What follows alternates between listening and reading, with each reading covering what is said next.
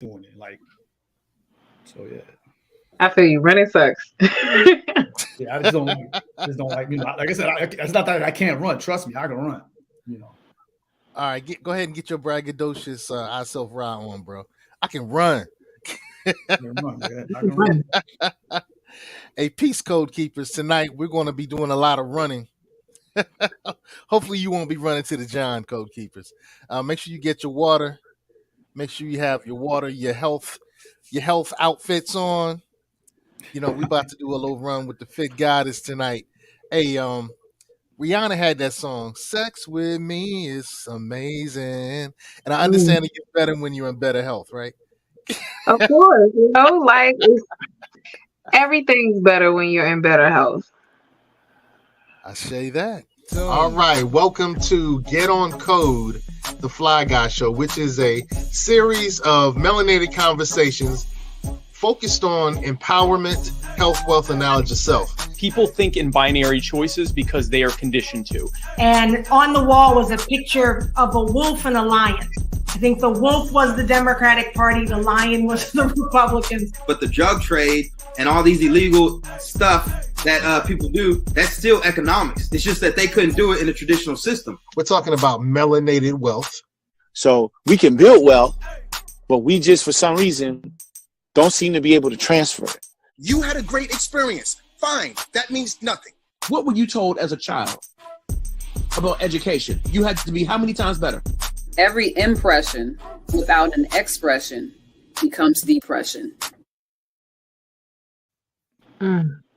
Sex with me so amazing. That song, I don't know why it's in my head. It was Rihanna in the Super Bowl, but I have a gripe, man. All right, I'm not. Why am I not in the intro? Ooh, Danny, I'm not in the intro. No, but I've been. I mean, don't get me wrong. It's been a while since I've been on. Like before I started coming back, it's been a while. But out of all those people there, I've been on here the longest. So just saying. Just saying. Yeah, you gotta redo the intro, brother. You know, there's a lot of truth to that. Hey, tonight we're going to focus on this queen right here. Peace, y'all. This queen right here. Sex, strength, stamina. Get Black Power fit with Fit Goddess Tribe on Get On Code. So, okay, I guess I hurt Danny's feelings. He disappeared. All right, so I mean, we all want to know if we want to have better relations, we have to be fitter, healthier. Correct. How does that work?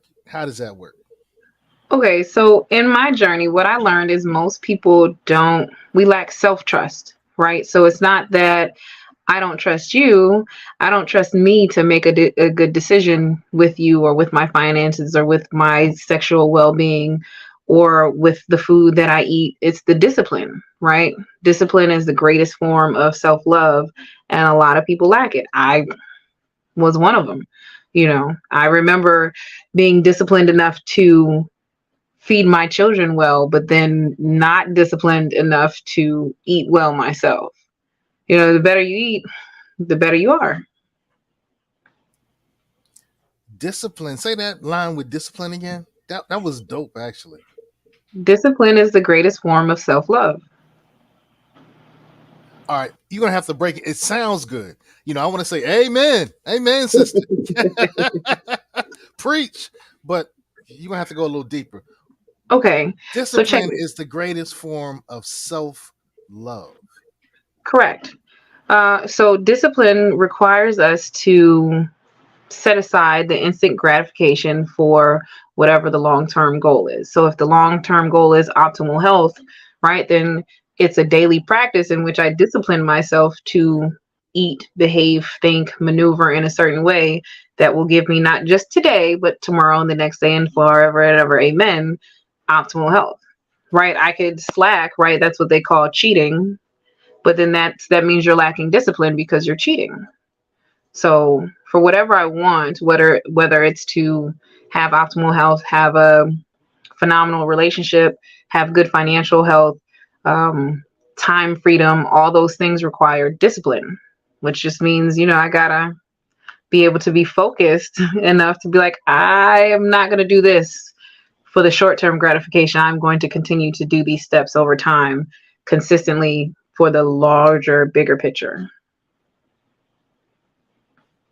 Seiko dropped out. He did? No, I'm still here. I was letting that marinate. I was really letting that marinate. Now, Danny, I know that you're really into health as well. So, what's your discipline like? What's your discipline like, Danny? Real quick, I just want to add on to the self-love part, because I think that's you're right on point, Figatis, when you say that it is an ultimate form of self-love. Because a lot of times when we look at self-love, we don't look at it like, I look at self-love like how I am when I'm in a relationship with my partner, right? And I should treat myself the same way. And I think a lot of times we don't do that. We don't look at it that way. So there's a lot of lack in our self-love, right? And discipline is one of those. And I think that analogy you used about cheating is actually a very good analogy.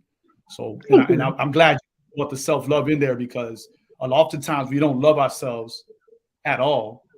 And then if we do say we love ourselves, we don't treat ourselves like how we would with our partner, right? Correct. And I encourage everybody to love themselves, like you said, in the way that you would think you want your partner to love you. One, if you're trying to lead by example, how is your partner going to know if you're not showing them by your own actions? And they may not register your actions towards them because of different perceptions, right? But they can mirror your actions to yourself. So you can tell that I love myself because I'll get up every morning and shower and take a bath and eat good food. So you know that if you're dealing with me, I'll probably want good food in the morning. You'll know that I'll probably want to go somewhere and be active 90% of the time, because that's what I do now, single, Now, to answer Seiku's question, my discipline has always been in, you focusing on martial arts. I think martial arts is probably, to me, this is my opinion, martial arts is probably the best form of self-discipline. And one of it is because you always have goals, right? Going to the next level, whether it's a belt, whether it's a cord, or, being to a level of master. There's always a consistent leveling up. So there's always goals you have to set for yourself.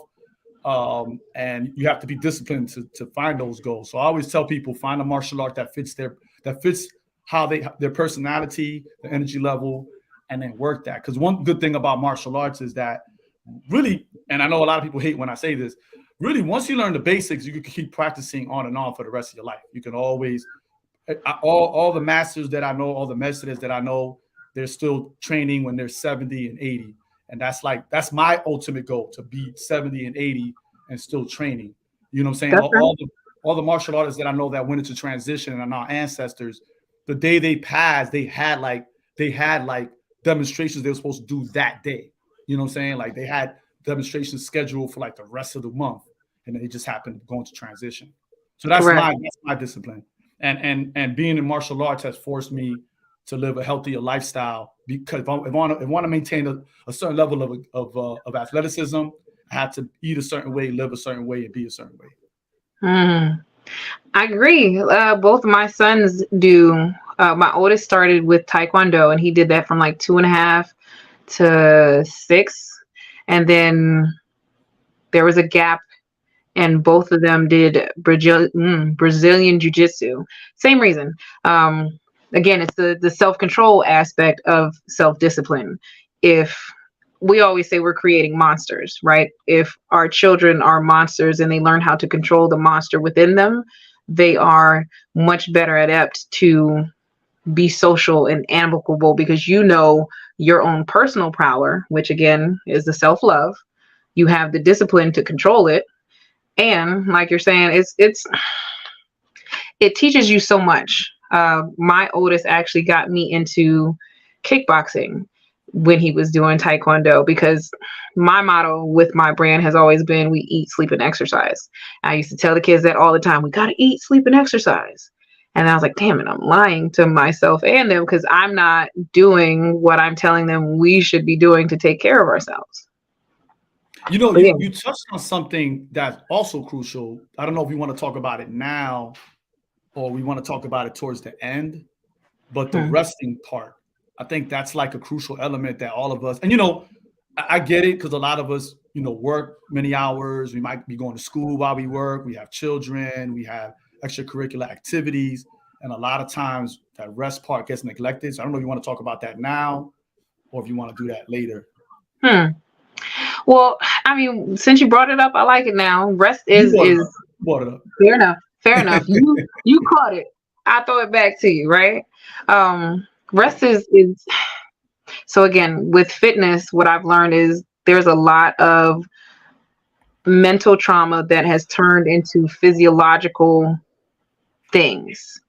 And one of the traumas that we as a group of people are suffering from is still that we gotta go mentality, and it stems from enslavement, right? If you look at the history books, they say that African American Black women were up from sun up till after everybody went to sleep.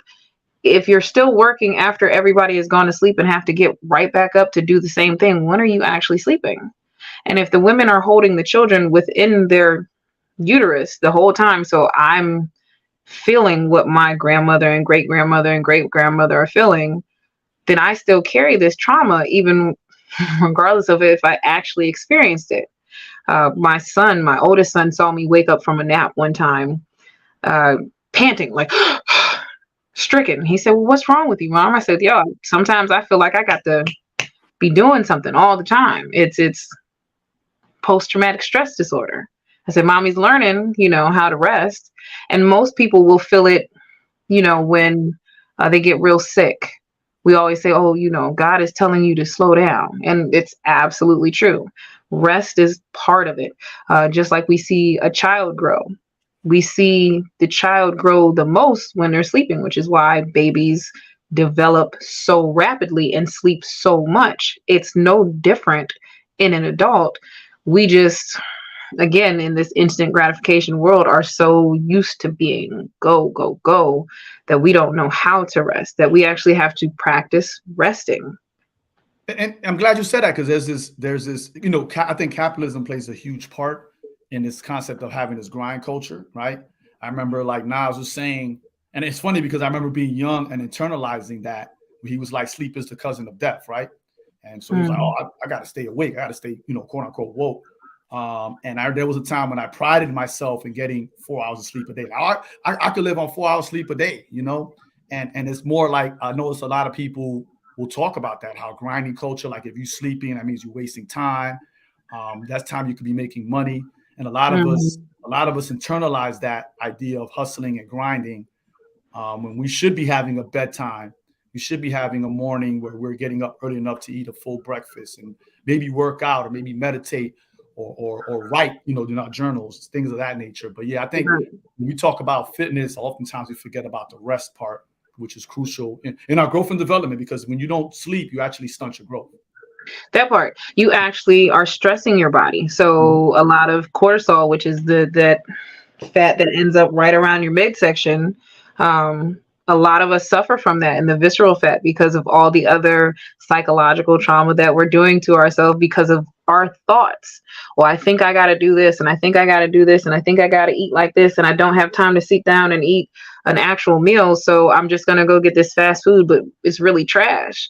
And now your body is trying to operate off of this poor fuel when you're this divine being that deserves divine food, and you're feeding yourself trash, and you're like, why is it not working well? So you said part of your fitness, I'm trying to remember this, you said it was, we have to, what is it, sleep fitness, eat fitness, and so did I get it right?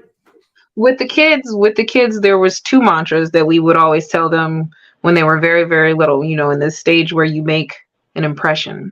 And when the oldest started Taekwondo, we would tell him, you eat, sleep, and exercise.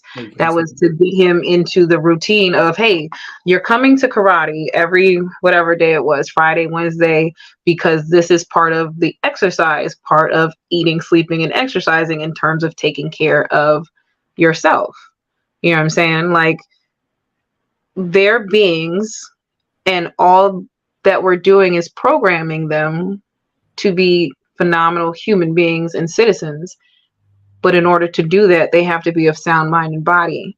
And in order for that to happen, their body has to operate and function at its highest level.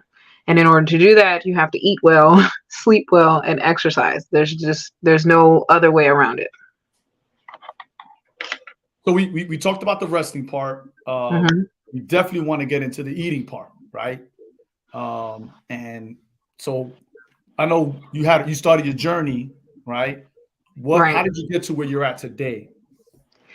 Yo, so I would tell you that's crazy, right? Because again, and you give us the abridged version because I know it's in your book. So you that's the part. Version. Yeah, you give us the abridged version because I know you have a book, and the book kind of explains that. So no. The book that I spoke to you about prior, right, is still in the works. Oh, okay, all right. But you got the B.R.E.A.T.H.E book out, right?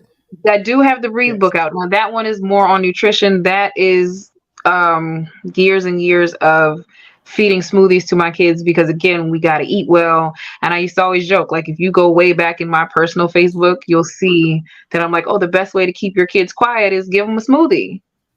Right? They get everything they need. They're not talking back. Everything's happy. It's great. With nutrition, there's so much complexities to the simple things that we could eat. I've been joked many a time because normally I'm shoving lots of food into my mouth because I like food. But what you'll notice is that I don't cook a lot of food, so my mom will say, oh, that's just stuff you dump and throw together. I'm like, yeah, because that's actually food. You don't have to do anything or manipulate it in any way to receive the benefits in which your body is supposed to get from it. And the cool thing is we're taught this, some of us, depending on your education, in elementary school. That's why I said some of us, depending on your education. I was going to say we are, but I remember, like I told you last show, I was in a Catholic school. And learning public schools through my kids here in Virginia is way different than Catholic school in Ohio.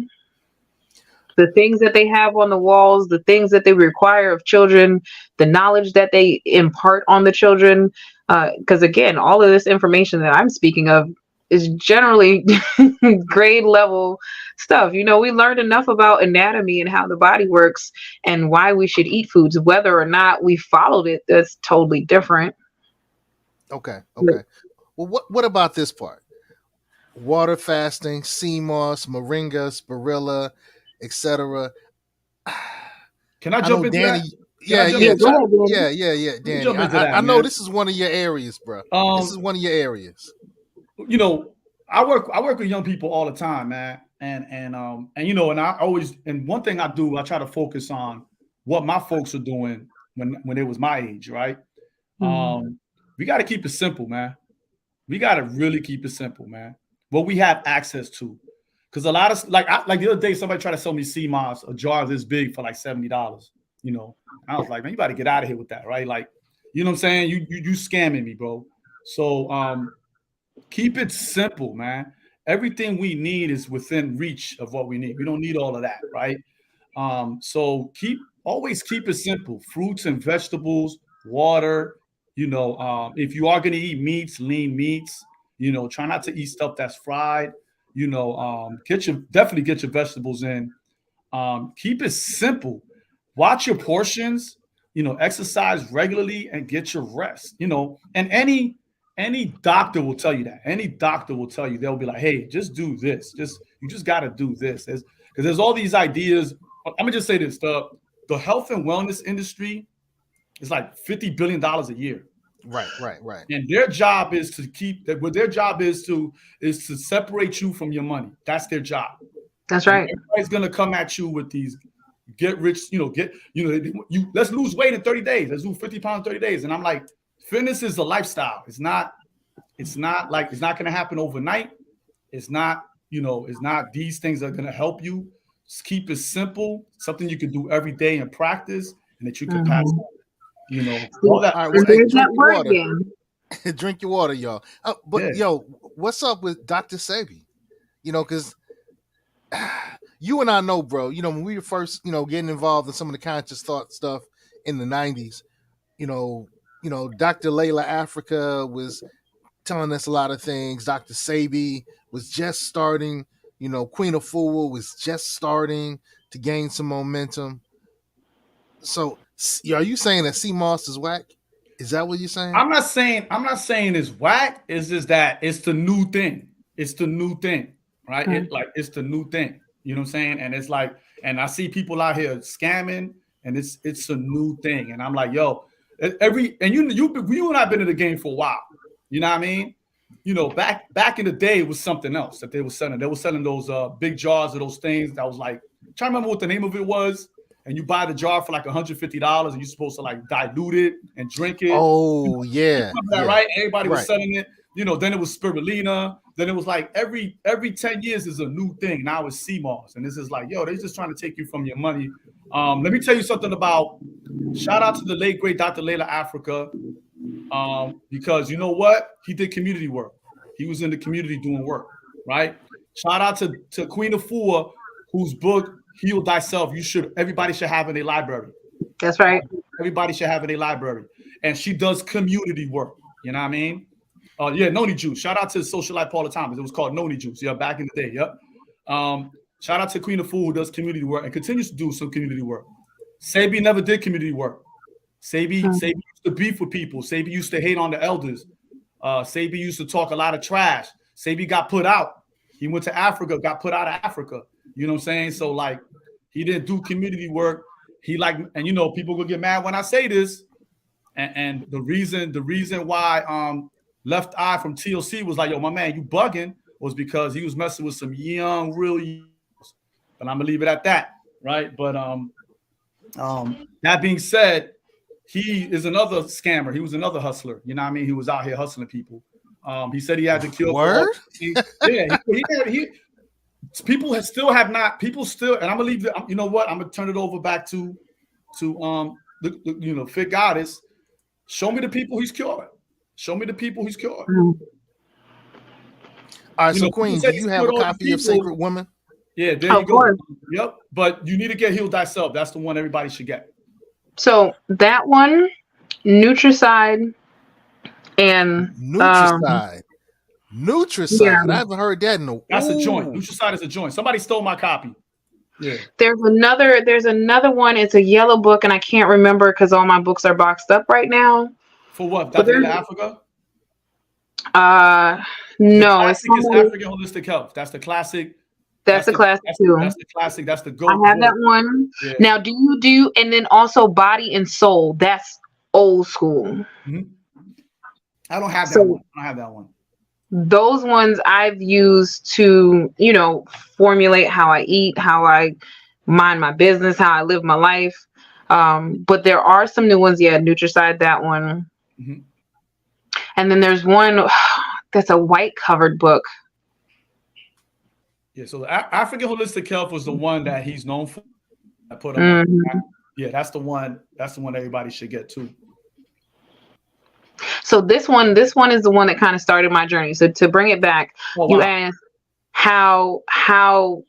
what happened? What was the catalyst? Because you lost like 200 pounds, right?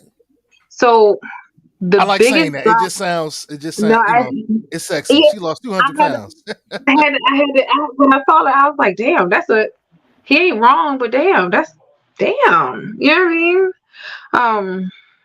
I've never been slender. Even as a child, I was at least 180 because we had the parents that were feeding us chicken with the antibiotics and sausage and bologna and all the delicious trash that they knew about. It's not their fault. It's just what it was. So coming into Virginia, I was a single adolescent female, found a mate, got pregnant. We're still eating trash. And it was after the birth of our first child, we went to visit, I believe it was his great grandfather, and he was in the hospital suffering from diabetes and gout, which I didn't know anything about. My mom in Ohio tried to make us as healthy as possible in the best way she could. But I remember us coming home as a family, and he was like, yo, I don't want to eat that way no more. I don't want to do that. because I don't want to die. And that was it for me. I was like, bet, we got this family, we got these kids, we need to live as long as humanly possible. I started doing as much research as I could. Now, problem is, even in eating healthy, like Danny said, there's so much trash out there that you can eat healthy trash and still gain weight. So then that was my problem. Because in my era, there were so many options. We just went with the options, and the options were actually worse than just eating regular food. Mm-hmm. So it wasn't until after my second child was born that I kind of had enough. The kid's father was like, yo, you don't have any goals. And that stung real deep. I remember going back to my journal because as you said, Danny, there's certain things that success leads steps. And if you just do these things, you will be successful in your own right. So I go back to my journal, and one of the things that I said that I wanted to do, the first thing was get locks, which I did. I had them for 20 years. It was great. Now I'm in a different phase. They're going to come back even greater, but right now I just like this. The other thing was addressing my weight. So I was like, okay, shit, let's do it. Let's address our weight. And that was it. I went to the YMCA, started taking Zumba, and then I started taking Mixed Fit. Then I got into dance fitness, and then I lost all the weight. Like I went from 240 to like 1 something. And my homegirls was like, you look real skinny. And you know what I'm saying? It was too much sauce because I didn't know the balance. Right. So that's when now the catalyst changed. The relationship ends. So now trauma ensues in my brain where I'm in like this massive flight, and I get introduced to boxing. I had already had experience with kickboxing, but boxing is different. And Coach Shannon Brown, man, February 14th, I remember calling him and I was like, yo, sir, I need to pick some stuff up and put it down until I just don't feel this way anymore. And I'm punching the bag. There's a video of it. My arms start to get tired. And he's like, it's not your body. It's your mind that's weak. Now that was offensive to me because how dare you say my mind is weak, but he wasn't wrong. And this is kind of how my program changed, because once I realized it was my mind, it wasn't my body. My mind would make my body do whatever my mind told it to. And that was all she wrote. I like that you keep saying we got to make it simple. Before the brand became Fit Goddess Tribe, it was back to basics, because that's what I felt I did. Doing the simplest. I was so focused on form, repetition, and consistency. A squat is a squat is a squat. You do 1,000 of them, you have strong legs. Now, if you want big legs, you may have to lift heavy. But if you want strong legs, you just do the same thing over and over and over again.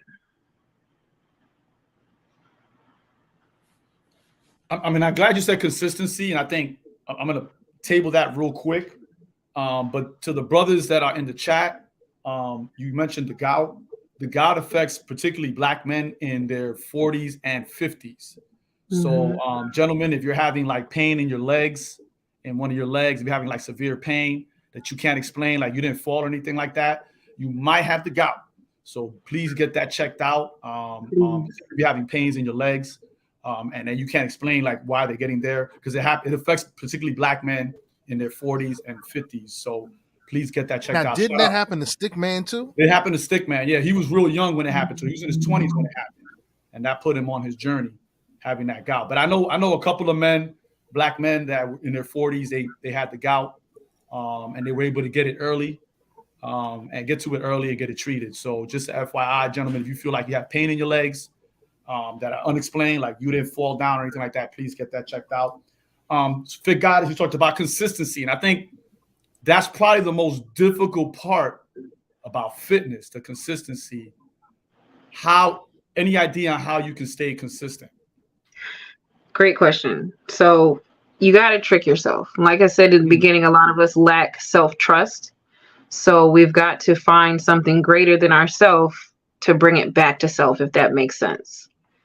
For example, most children hear their parents' voice and not their own voice. So we spend a lot of our time restructuring our mind to tell ourselves who we are, not who we were told we are. It's the same thing. For me, because I'm a giver, it was easy for me to show up for somebody else. So if I did this for somebody else, I would continuously do it. That led me to become a certified mixed fit instructor at one point, a certified commit instructor, certified box master instructor. I started training for salsa, kizomba, and bachata, all for the purpose of leading by example. Like in my dance fitness classes, I would tell people, hey, you gotta live your life. And I may not be in class every time because I gotta live my life. And you're gonna see me live my life via social media because we have the ability to control media now. It's so phenomenal. However, you're going to see my ups, you're going to see my downs, you're going to see that I'm absolutely human and that this is very, very hard. However, you're only as old as you want to be. You know, age ain't nothing but a number. And it's really about how long do you want to live? Like, you know, you're going to die. How long do you want to really live? And what quality of life do you want? And being overweight, I remember sitting on a chair pregnant with my youngest son, and the chair, the springs just went down. You know what I'm saying? I was like, damn. Like it felt, man, it was a terrible feeling. I remember walking up a flight of stairs and being winded, and I was like, it's got to be more to life than this. It absolutely has to be more to life than this. Not to say that if I run up the stairs now, it still hurts. Like it doesn't stop hurting. You just get stronger. And the empowerment and the strength is what's lacking. We as a people have been made to fear our strength as opposed to embrace it. So fitness has helped me show massive amounts of people how you can be feminine and strong and soft and meek, but still, you know, hold your own. I'm glad you said that because it's like being a martial artist, part of my job is convincing my students to do things that they think they cannot do. And I know like my style of teaching isn't like I don't like yell and be like, oh, you're gonna, you know, I don't do that. But I do have to trick them. I do have to think of different ways to have them execute a particular movement or series of movements that they believe that they cannot do, and then getting them to do it without, you know, giving me pushback, right? And 9.9 out of 10 times they execute the movement or the sequence of movements. But you're right, a lot of it is tricking your mind to doing it, because really it is mind over matter. It really is. Right. And there's several examples over the years of people who were told, you know, you're never going to walk again, you know, you're never going to do this again, or no one can do this, and they've done it. You know, they do it. And they had to trick their body into doing it, their mind to do it. Correct. Because wherever the mind goes, the body will follow. We learn this in boxing. You know what I'm saying? Wherever the head goes, the body follows. Yes. So I like that. I like that idea for consistency. My thing with consistency, I tell people is find something you like doing. I know we were talking about running earlier. Find something you like doing, because if you enjoy doing it, it doesn't feel like work. And right. You're gonna do it on you're gonna do it on those days that you don't that's like it's raining outside or it's really cold. You're still gonna do it because you enjoy doing it. It doesn't feel like work. So right. Yo, I really think that the message of your life is really helping to change folk. Let's talk about messaging for a second, because you know you've been with the Get On Code platformers for a few weeks now, and you know we've all enjoyed having you. We've learned from you. You've really brought a lot to the table. But one of the messages that happened was a conversation that involved you and Crumb. And I think when we talk about health, we have to talk about, you know, our mental health as well. I know that you wanted to have a chance to kind of respond to that, because we really didn't get a chance to see the whole thing on the video. So let me roll this beautiful bean footage. And real quick, Go real ahead. quick, Fit Goddess, we've all had conversations with Crumbs. Just FYI, we've all had so you're not the only one, so yeah. Yeah. We all have. What goes up must come down. That is a law. It's gravity.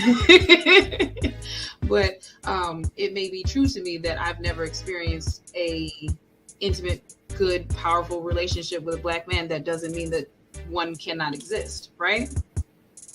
Those two truths can be the same. Well, since you opened that door, I'm going to walk through it. How old are you? 36. 36. The chances that that's the truth is just as possible as the chances of getting struck by lightning. Well, explain what you mean. Because if I'm saying that to this time period in my life, I haven't experienced a good, and this is just an example, right? Not saying that it's true or false, but if I haven't experienced a good relationship, right? You're saying it's false. Wait, you're saying a good relationship? Because I think at first you said a good man. No. I said a good relationship, and a good, specifically intimate relationship with a man. Now, that could be a true statement, but that doesn't mean that the other true statement means I will never, right? Because that's our people get up in that a lot. What is not what will be or what can be. Well, since you opened that door, I'm gonna walk through that one too. Okay. Do you have a associate's degree or higher? Yes. Right. So women over the age of 33 with an associate's degree of higher, their chances and possibilities of having an emotionally lower. Oh yeah, trust me, I did the research when I was a kid. I know that everything I designed myself to be says that my dating pool has gone from like vast to here if I only want Black men, but that doesn't mean that I won't ever find one. Well, not that you only want Black men, but remember, Black men have the lowest standards. What the Black man will accept from you, the Asian man won't. The Arabian man won't. So the Black man has been made to be this. So I understand what you're saying.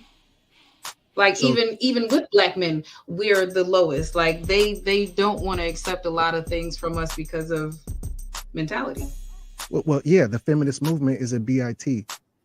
So we understand that you've got a snowball chance in hell. Not saying that. No, I got you. But the likelihood of you finding love now. You may probably get hit by lightning first or hit the lottery. At this point, at that particular time frame, and throw in I got 2 kids. You know what I'm saying? That just makes it even lower. Right. Because when men get married, they get married because of legacy. When he finally decides he wants to get married, like, I want a family. So he can't have a legacy with you, because when he has a child with you, even though 90% of your eggs are gone by age 30, when he has a child with you, he can't just buy his child pizza. He can't just invest in his legacy. He got to invest in another man's orgasm as well. Okay, Crumb going Kevin Samuels. Salute that. The Manosphere is live. The Manosphere is live. Can I address that? Can I address that first of all? Yeah. I don't know where he's getting the math from, but let me ask you. You ready for this? Let's go. What is the percentage of women in their 40s who have a graduate degree and above of not getting married? Not getting married. Women in their 40s who are masters and above of not being married. Not being married. Don't know. 19%. So most women in their 40s with a graduate degree and above are married. What it is that in the 21st century, women across the board are getting married later than they were in the 60s and 70s. That's what happened. That's what happened. So in the 60s and 70s, particularly Black women, they were being married between the ages of 19 and 25. Now Black women are married between the ages of 33 and 40. So they're getting married later. They're going to college, finding their careers, and then getting married. Then getting partnered and getting married. Or some of them are just getting partnered, right? So I just want to point that out.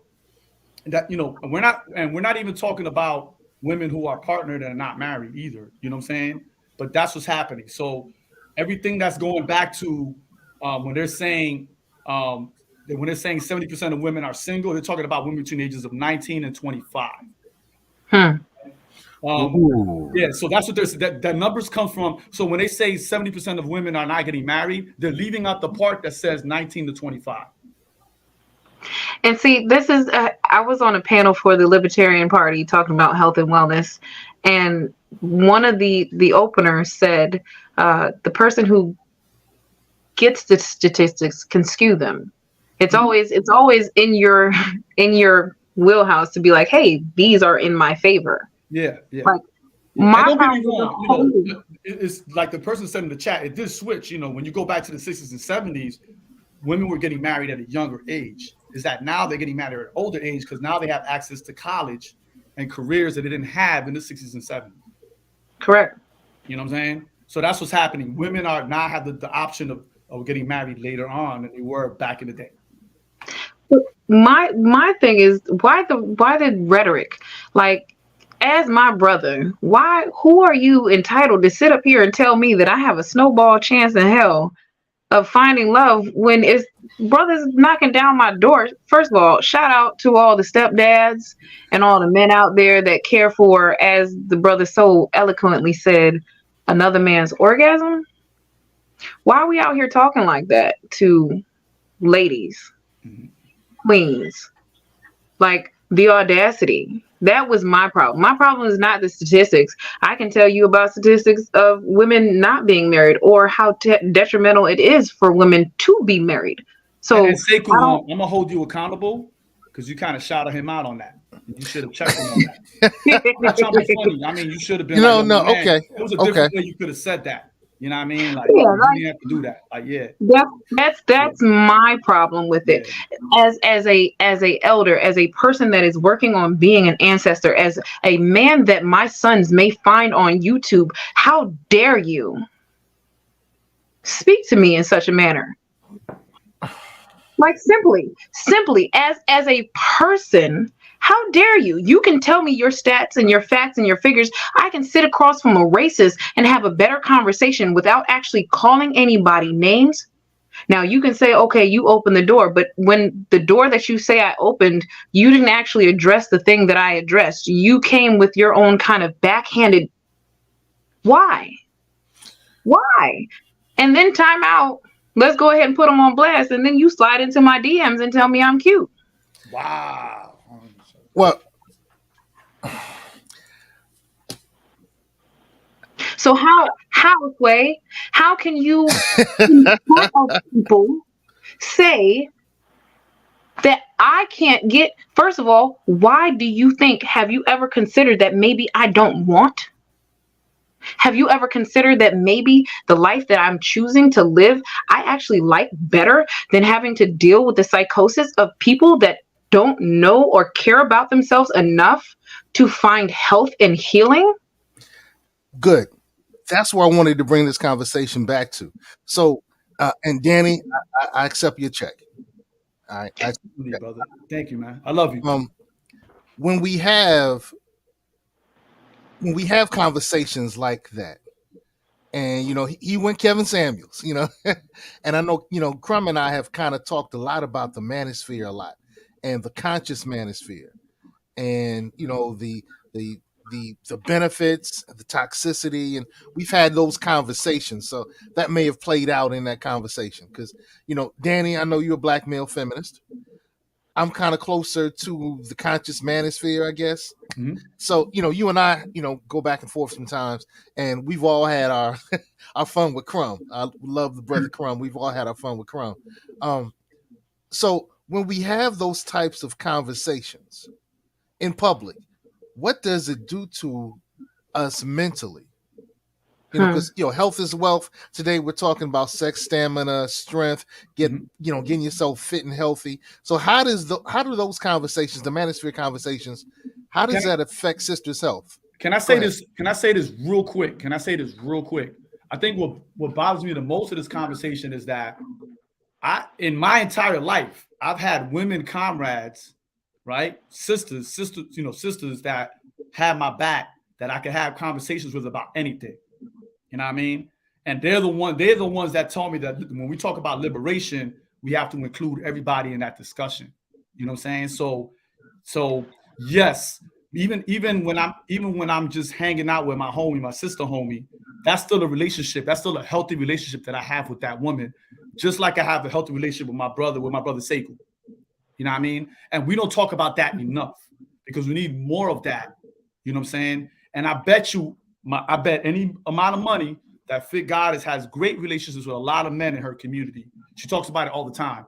So I guarantee that she already has those kind of relationships that are healthy, that are reciprocal, that are affirming and that are uplifting, not just for herself, but her children and her community that she's in. So we need to focus on that before we even start discussing partnering with one another. That part. We got to lead by example. Yep. Why? Not even how, because the semantics of consummation is easy, but why would you want to lay down with somebody that you don't even know if they care enough about themselves to care about you? They might wreak havoc on themselves legit in any kind of way. You can make it very base level and make it an STD. And now, because they didn't care enough about themselves, they clearly not going to care about you. And now you're spreading diseases because of negligence. All because you wanted to sleep with somebody because they was cute, because he had muscles, because she had a fat booty. Yeah, that part. I mean, sexual attraction is real. Okay, but remember the song "Shorty, Where Your Head At"? What happened to them brothers? What happened to them brothers that had enough discipline and stopped thinking what they did to where they could go past all of what they see and actually try to, I don't know, go for something with some substance? And now you mad because it's all these Barbie dolls talking about, oh, this man, this and na. But when you leave with dick and finances, what you expect a woman to do but become a prostitute? And because it's more women than men, y'all keep throwing money at females because they easy. No, now you the trick. Yes. Okay. I was having a conversation. I was teaching class the other day, and I teach algebra, right? And out of the blue, the kid says, "Hey, Mr. V, do you make it rain in the strip club?" And I'm like, anybody that pays money for attention is a simp, right? The whole class was like, ooh. But then, that young man and I got together and we had a conversation. And I said, let's think about this. You're paying for attention. If you invest, and I show them how to invest all the time, you'll get attention. You can either pay for attention or you can invest in yourself, your future, your finances, and you'll capture attention. You're going to pay for it one way or the other. Well, you definitely want an ROI. You want a return on your investment. True, that part. Right. But we also talked about here's my all thing. I want to do is a boom, boom, boom, and it's so. But here's my thing. I don't have an issue with you people going to the strip club and making it rain. I don't have an issue with that. I feel like there's a market for it. And if you buy that, if you put money in that product, that's money you put in that product. Nobody's forcing you to do it. I just want to move away from this idea that intimate relationships have to be transactional. They have to be reciprocal, right? They have to be reciprocal. Do you know how many men do not know the word reciprocal?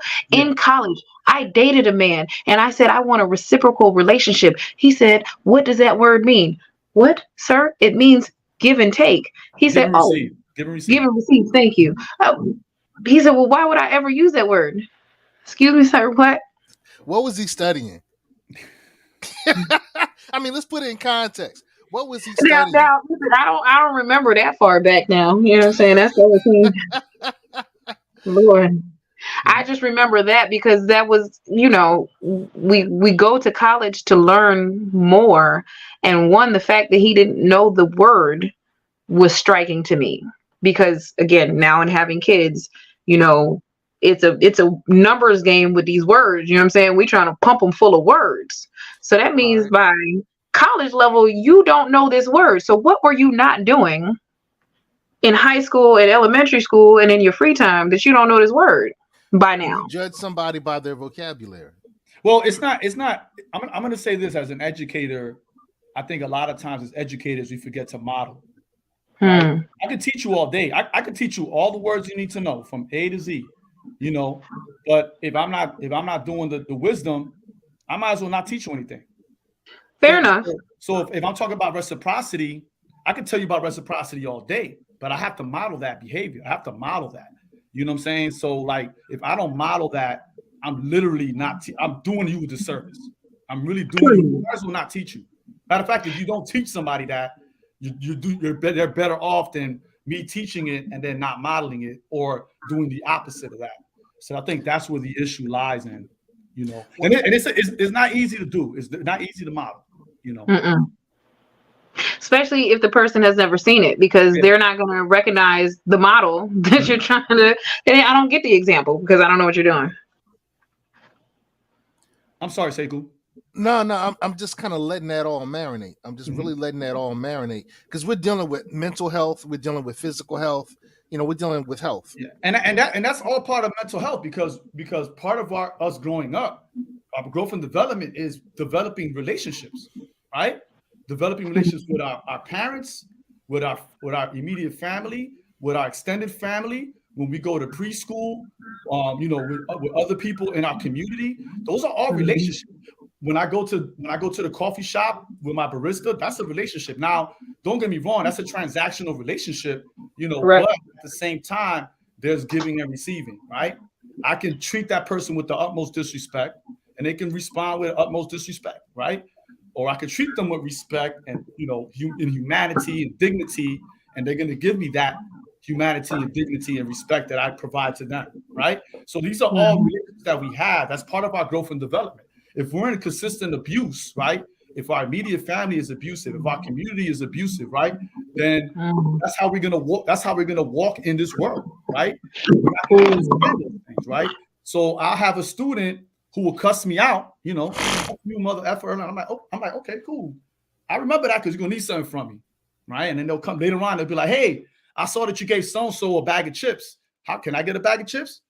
Nah, you know, you were abusing me earlier, you know, and I don't, you know, that's not reciprocity. You know what I'm saying? I never talked to you like that. I never yelled at you like that. And you yelled at me like that. All right, cool. You know what I'm saying? I have to model that behavior. Right. So you bring up the modeling of the behavior after she talks about the brother didn't have a really strong vocabulary and wasn't familiar with the term. So how could she have modeled behavior? I can't speak for her. I can't speak for her. So yeah. Yeah, but just give an example. If somebody doesn't have the vocabulary that's needed for an experience,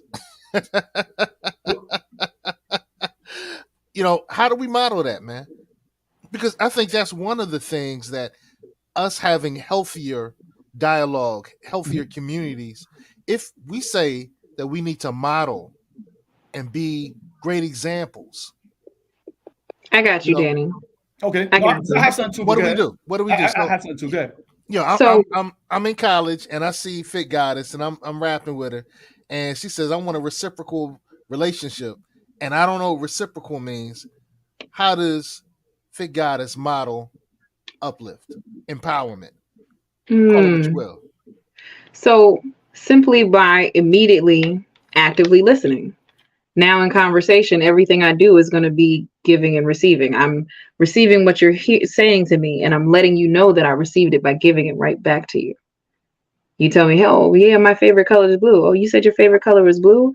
Then later, when I get you something that is blue, you'll know that I actually heard you because you heard me say it to you. And then my actions spoke to it because I listened.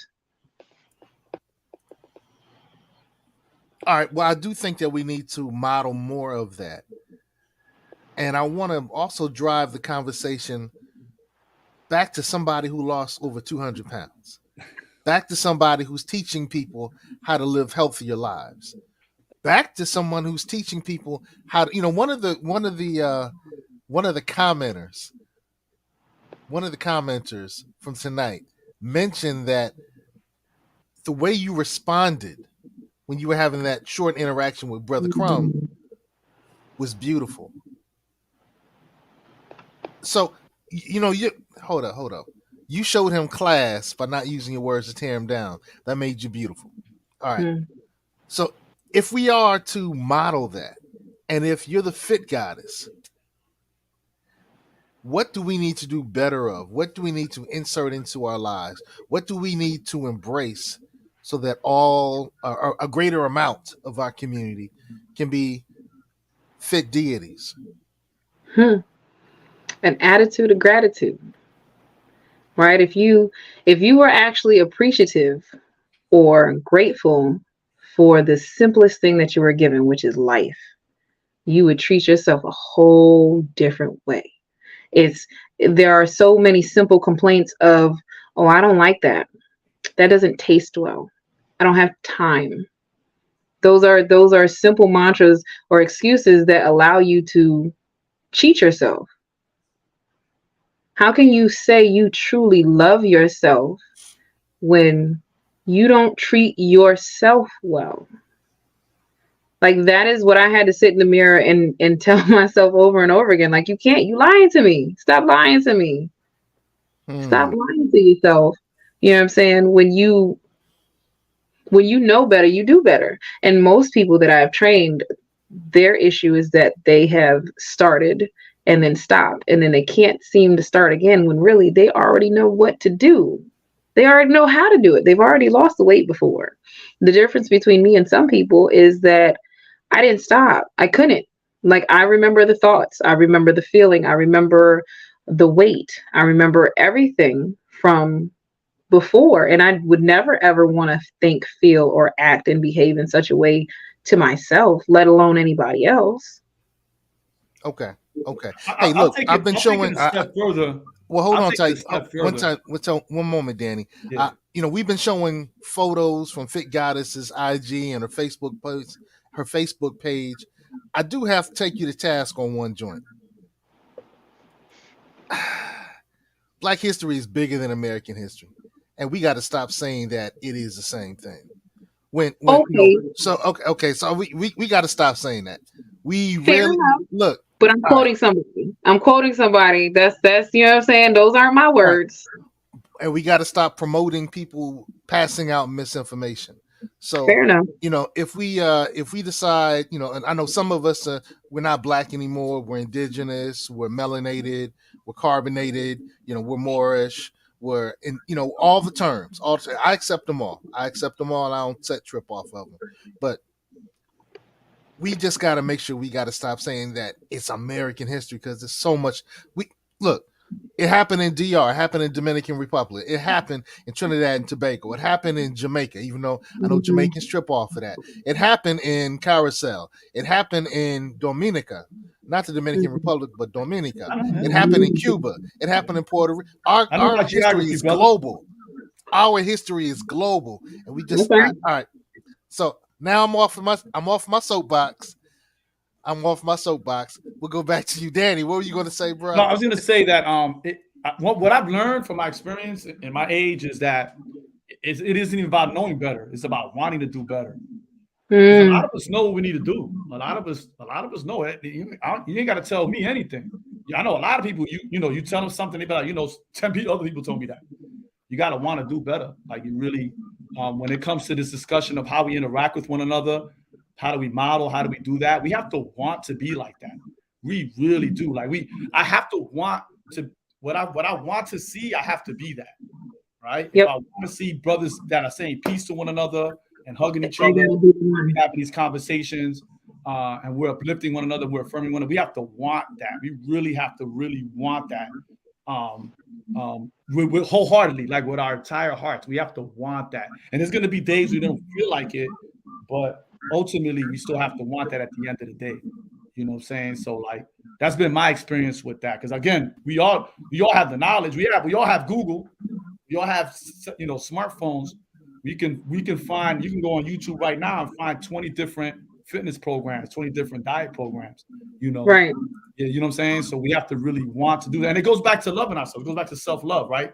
We have to treat that like we were talking about in the green room, you know, how that self-love is just like I love my partner. I have to love myself the same way. What do I want to see in that relationship? Do the same thing here, right? Hey, I want to round this up. This has been a great conversation as a primer. I think we need to have a set number 2 and 3 to kind of continue this. But you brought up Limitless. Yes. All right, what did you learn from this book? Because the book is dope. Okay, so this is actually one of my clients, based off of how I speak. If you look at my Instagram more so, they say I'm thirst trapping, and I know I'm thirst trapping, but I'm hoping that people will actually read. I'm sorry. I want to address that too, though. I want to address that, but go ahead. So the idea is here's the thirst trap. It's a thirst trap alert. Okay. It is what it is, right? But I also do duality, right? I can be a beautiful woman and a fitness trap. But go ahead. Thank you, sir. I appreciate you. But I'm gonna say it for the layman's people because that's what they gonna call it. But so one of my clients told me about Limitless. She was like, "Oh my God, Chris." She said Thor because she couldn't remember his name. She said the guy that plays Thor is talking about everything that you're talking about. I'm like, wait, what? What you mean? What you tell me what he's saying? She said he's diving in cold water like he told me to do. He's talking about the sauna and the pressure, and so I had to check out the thing. And it's on Hulu. Everything that this man is going through to try to alleviate the anxiety from his high pressure lifestyle, plus his traumatic experience as a child, is to just stabilize him in everyday life so that life never is too hard. Like, it's always hard, but it's not unbearable, which is what makes us feel limitless, right? The same kind of invincibility that most people attribute to youth, you can still have the rest of your life. It just looks differently because it's now you're tagged in. You know, now you've experienced enough to know the difference between reality and fake, because there's that fantasy life that you have as a child. So now you actually, like Danny said, have to work at it. And there's ways to work your body to reduce anxiety to where your body's like, I don't even do that anymore. All right. Well, there's one or two other points that we really need to drive home before we bring this to a close. No, I just want to real quick about the thirst trap. We got to get out of this idea that you're a beautiful woman, right? And no matter what you post, someone's going to say it's a thirst trap. You know what I mean? You're beautiful, you're gorgeous, right? And women should have the right to say, you know, let me post this picture of me in a bikini when I went out to Jamaica and be cool with it. And people shouldn't be like, oh, you know. And I'm not saying you can't salivate, fellas. You can salivate. There's nothing wrong with that. I'm just saying let's chill. Let's be more mature. Yeah, thank you. I work with 8th graders, man. I expect 8th graders to act a fool because they're 8th graders. But when we grown men, let's fall back a little bit. You know what I mean? Like, you know what I'm saying? And we should definitely, like, you're beautiful. It's not, you can put on a paper bag. You can put on a big giant paper bag and post it on Facebook, and somebody's gonna say that's a thirst trap. You know what I mean? So, oh, that's interesting. We'll have, you know what? That's another show.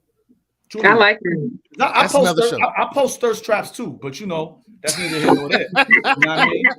So, you be posting great I look good. I look good. You know what I'm saying? I work hard for this, so y'all, I'm gonna hold it down.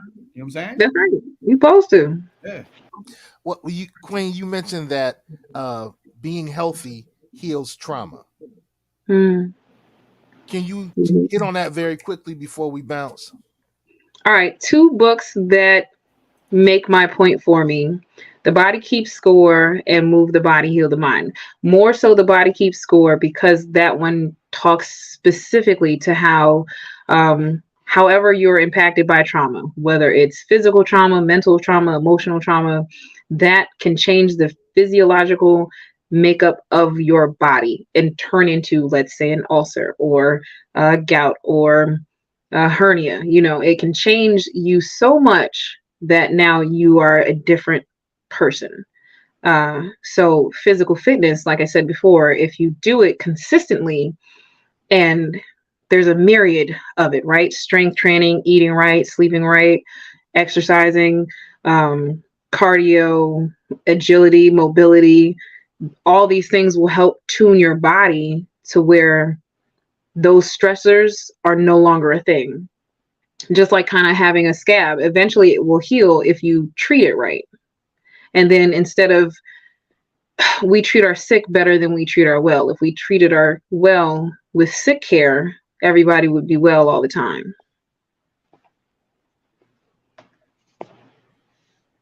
Uh-oh. No, he's still Wait, there. wait. Out. Yeah, he's just geeked Say out. that again. Wait. Say that again. We treat what? We treat sick people better than we treat well people. Meaning, if you're sick, I'm going to bring you just the best foods and orange juice and water and make sure you get lots of sleep. Why are we not doing that when you're well? Facts. That's why you got sick. So if you just treat me like I'm sick all the time, I'll be well all the time. Facts. That's facts. He's right. All right. Whoa. That's dope. I like that. I needed that. We needed that. Any last words, Dan Trez Omi, the brother from the Where My Killer At? Where My Killer Tape At? Yes, sir. Where My Killer Tape At. Just the only thing I have is just find what you love to do and then do it hard. You know, and you'll thank your body for it. Mm-hmm. Well, tell us about the podcast, bro. Oh, Where My Killer Tape At, pretty much what you see here on Get On Code is what you see me talk about. I talk everything about culture, sex, race, everything, gender, politics, everything in there. Geek culture, pretty much everything. If you hang out with me, if you know me, pretty much that's what's on my podcast. So, right. All right, Queen. This was your show. This was your show. This was we wanted to make sure that we gave some spotlight to the Fit Goddess. Any last messages? Truly take the time to invest in loving yourself. It is a phenomenal experience to experience self ecstasy and pleasure from just loving yourself, you know, being disciplined to rest and eat and exercise. Also, because it's plug time, it's available on Amazon. It's my first baby, and it stands for Build Resiliency Every Day and Think Health Eternally. And I mean that with all of my heart. We all have to go through stuff. It's much easier to go through life and live a long life when you have an optimal operating system, AE temple to do so with. Okay. All right. Hey, so we just want to say to all the code keepers and the master students, and do you have a name for the tribe, or is it just the Fit Goddess tribe? Fit Goddess tribe, you know, it's gods and goddesses. You know, the brothers is gods. Y'all got to be okay with being made in the image and likeness of the thing and being called as such. You know what I mean? 2 cows make a baby calf. We call it a calf because that's what it is. That's what it is. Peace, God. Look, y'all, drink your water, eat your vegetables, engage with your family. They miss you. They love you. And we do too. Peace. Peace.